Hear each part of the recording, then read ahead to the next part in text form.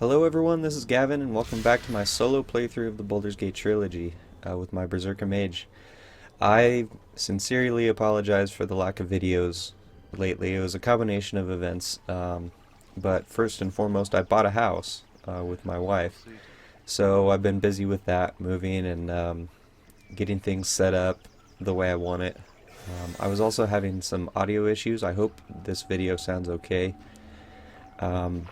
I had to move my mic. I'm getting a little bit more echo in this room than I'm happy with. And I don't have any experience setting up soundproofing stuff. Eventually I'll probably do so. But yeah, again, I'm sorry about the lack of content. And hopefully we won't go that long without a video again. Time is up for you, my friend.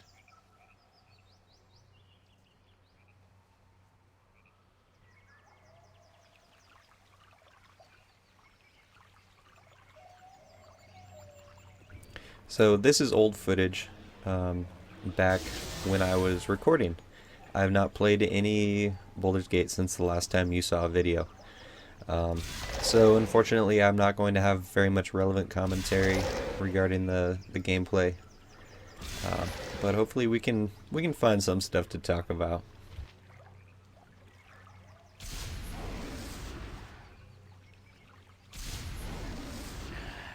Hold still. So thank you to Pipkin42 and some others for hitting me up on Reddit or in the comments and saying, hey, where'd the videos go? We were enjoying it. Thank you very much for that. Feels good to know that you guys noticed that the videos were missing. I know that's a small thing, but it's important to me to know that you guys are into it.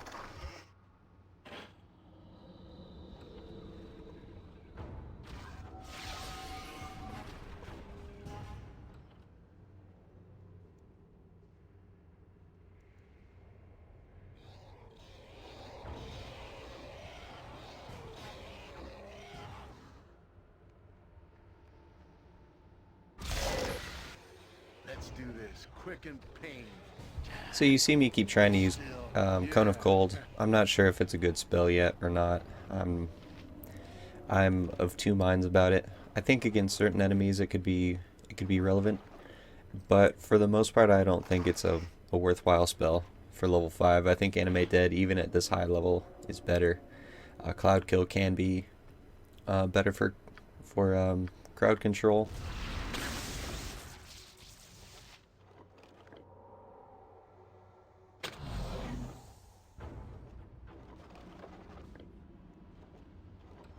So you're going to see me skip a lot of loot for the remainder of Throne of Ball.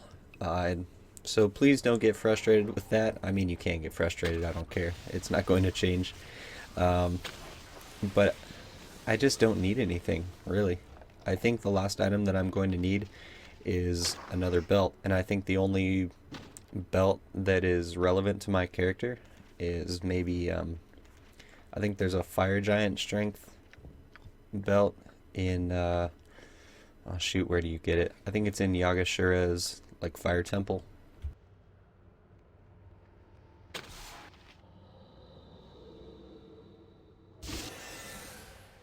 I was doing a little bit of research on what belts or girdles there Scream. are in Throne Scream. of Ball that might be helpful to me, Yeah. and I really came up short. It looked like I should have gone back and gotten the belt of, oh shoot, what is it called? The one that you buy from the trade meat merchant that also sells the Black Blood club, and he sells the Cloak of Displacement. It's a cloak that gives you better saving throws and some resistance to magic damage.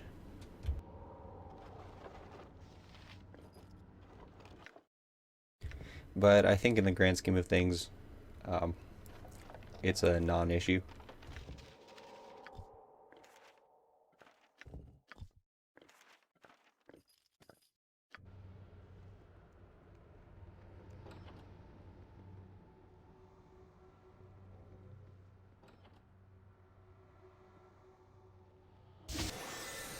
Scream. Yeah.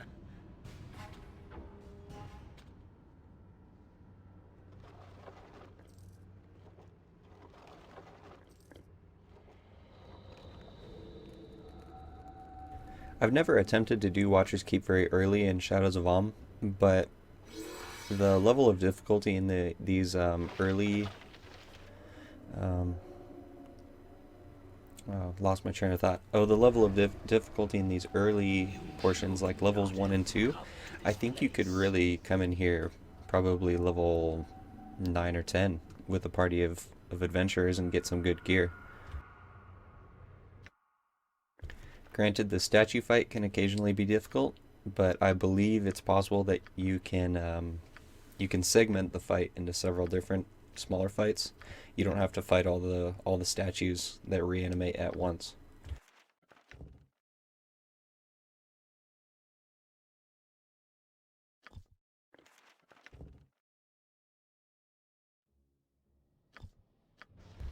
There's a significant amount of gear in here too. I mean, you can get the Crimson Dart, which is a +3 dart with fire damage, I believe.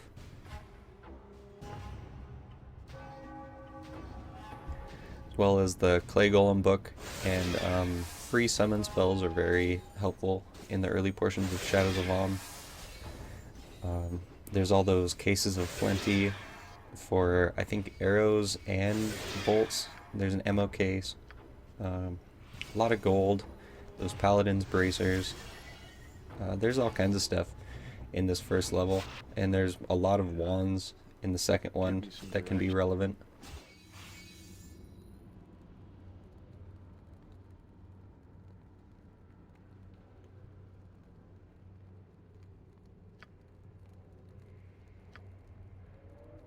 I'm waiting. Yeah. If it must give me some direct, it's probably best left to me.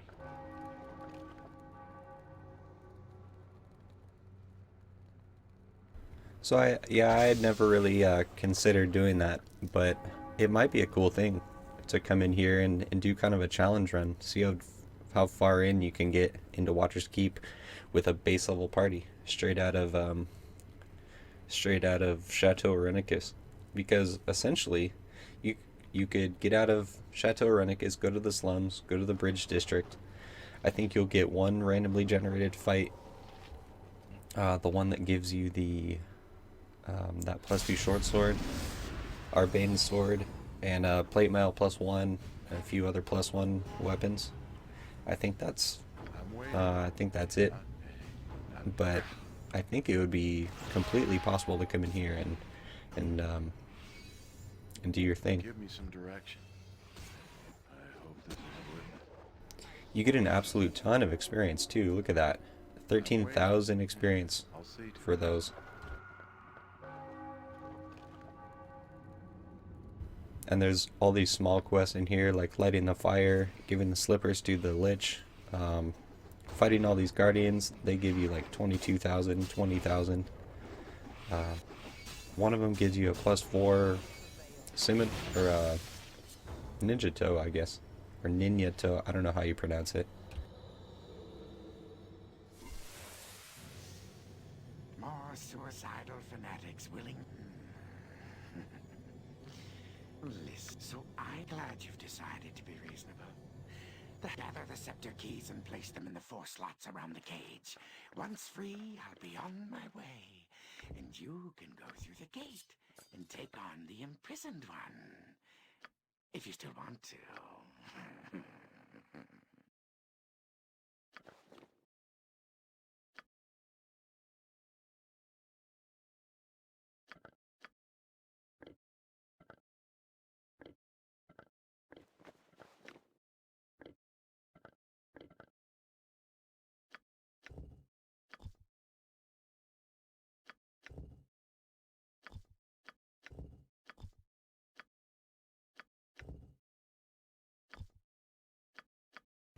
You see me just clearing out some stuff from Shadows of Amn, just throwing it on the ground. I never ended up making the crown fair. I kind of regret that, but at the same time, my character will never ever use warhammers or anything other than quarterstaffs.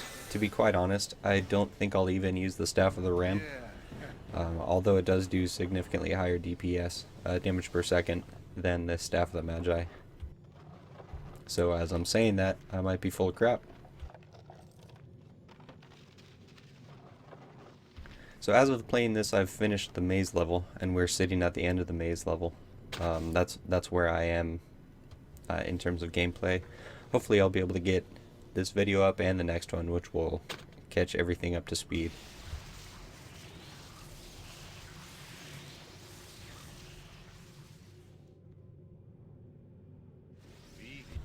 I'm sure you've forgotten, but in my Sarah Douche episode, I mentioned that I had unfortunately lost some footage. So this is actually my second time through Watcher's Keep in a short span of time. So I was able to do this in a fairly efficient manner, which is good because the first time I fiddled around and wasn't very streamlined. And I'd imagine that you guys are watching me because I'm a reasonably skilled player. If you want to see a first-time Let's Play, there are a lot more charismatic people out there than I am.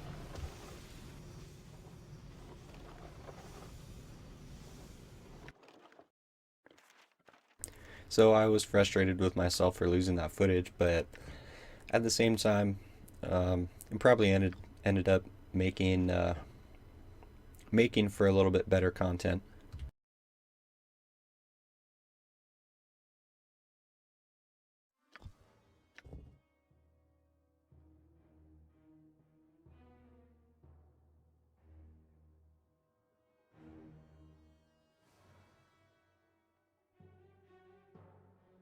So I'm thinking after this episode and the next one, there's probably going to be 2 more episodes for Watcher's Keep, and then probably 1 episode per ball spawn, and then 1 for the final fight.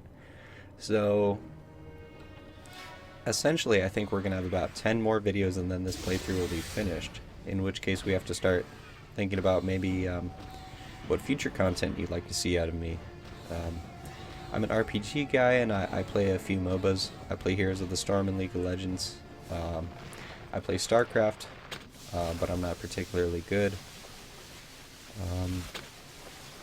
I've played The Witcher, like about 1.5 times, Witcher 3.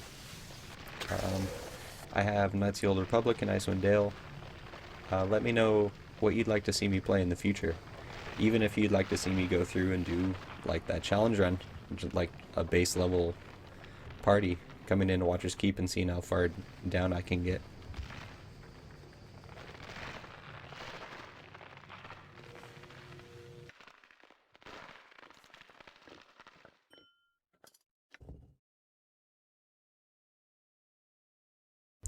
I've been considering going back through Baldur's Gate 1 and finishing that up, doing 1 more playthrough so I can get ready for Siege of Dragonspear with a brand new character.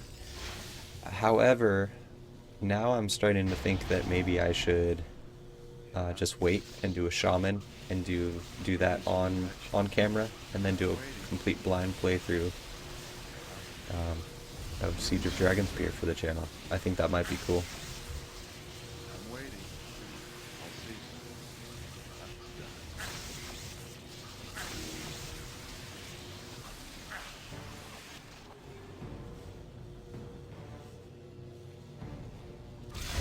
But that being said, Hearts of Stone, which is a Witcher 3 expansion, is coming out very soon. So I'll probably be wanting to play that. And Fallout 4 is coming out quite soon, if I'm not mistaken. I think it's the 11th of this month.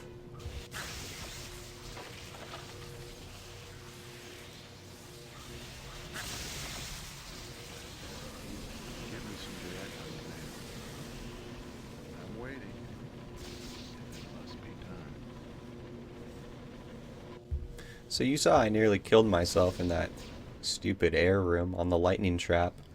It seems like it's not treated as spell damage, so it was just going straight through all my resistances, doing like 30 damage a hit every round, maybe twice a round or something, but I was taking a lot of damage. If I was like a mage thief, I would have died there. just because I wouldn't have the HP.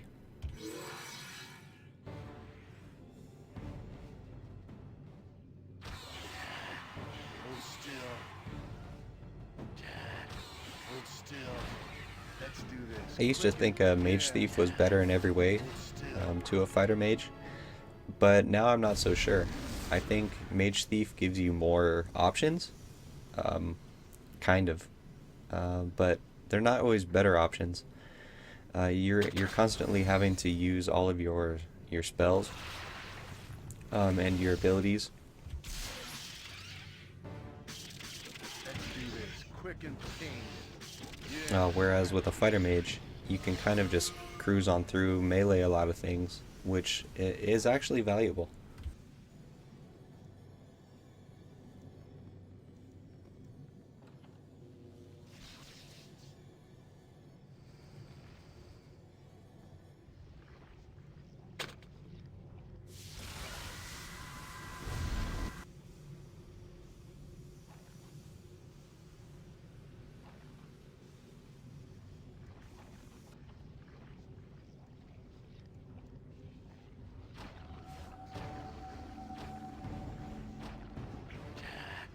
Hold still.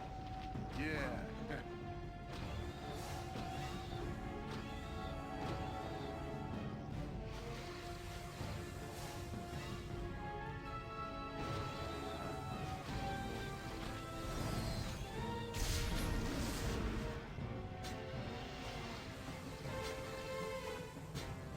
Give me some direction.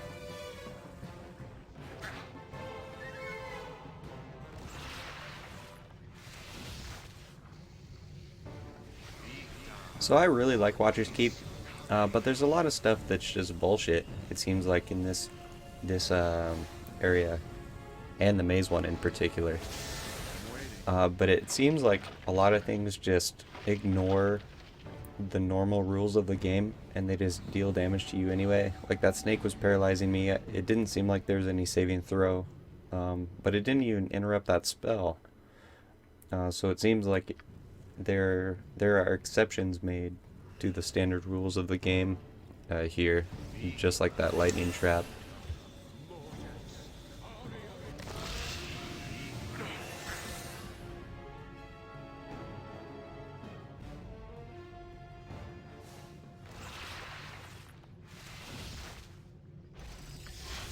I don't know if that's the developers trying to make this more of a puzzle than it is a straight test of skill or what, but I guess it's not really a change that I'm crazy about.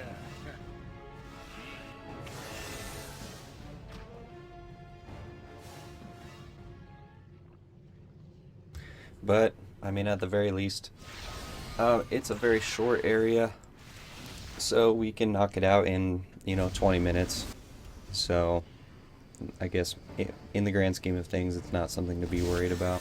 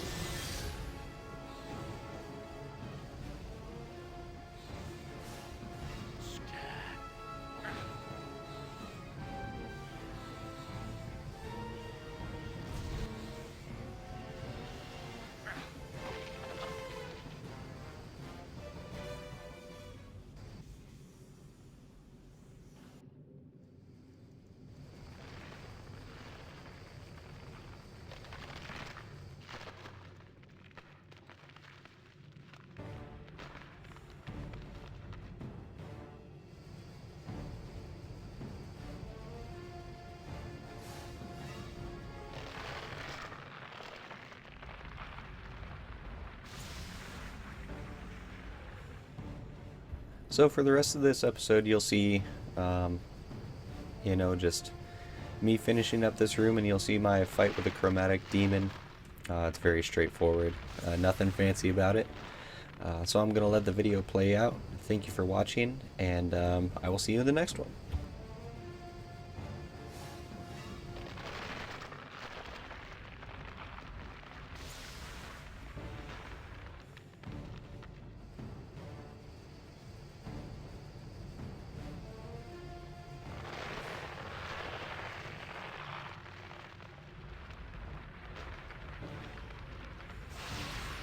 this, quick and painful.